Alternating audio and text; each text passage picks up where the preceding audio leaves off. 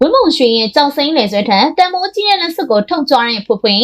အမဖြစ်သူဝင်းမုံရွှေရဲ့ကြောက်စိမ့်လေဆွဲထက်တန်မိုးကြီးတဲ့လက်စွပ်ကိုထုတ်ကြွားလာသူကတရုတ်ဆောင်မင်းသမီးလေးဖွပါဖွနဲ့ဝင်းမုံရွှေတို့ကအသက်အရွယ်ချင်းလည်းတိတ်မကွာတဲ့ညီမဝမ်းခွဲတွေဖြစ်ကြပြီးတော့လူပညာလောကထဲမှာလည်းအောင်မြင်မှုတွေတိတ်ပြီးတော့မကွာခြားခဲ့ပါဘူးဝင်းမုံရွှေကသူမရဲ့ဘဝအတွက်တင့်တယ်လိုက်ဖက်လွန်လာတဲ့ခင်မောဖြစ်သူခရိုနီတထေးကိုနိုင်ဖြိုးကျော်နဲ့လက်ထပ်သွားခဲ့ပြီးဘီယမတဘာတစ်ဖွဲစီးစိမ်ချမ်းသာတွေကိုခန်းစားနေကြရပါတယ်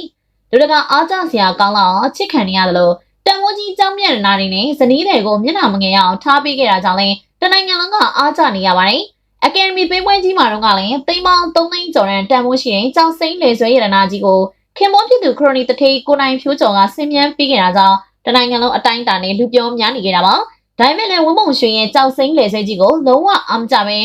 အဲ့ထက်ပိုသားတဲ့တန်မိုးကြီးမားတဲ့လက်စွပ်ကိုပိုင်ဆိုင်ကြောင်းဖွဖွကထုတ်ကြောလာခဲ့ပါတယ်ဖွဖွကတော့အိမ်တော်မပြုတ်ရင်တော့မှ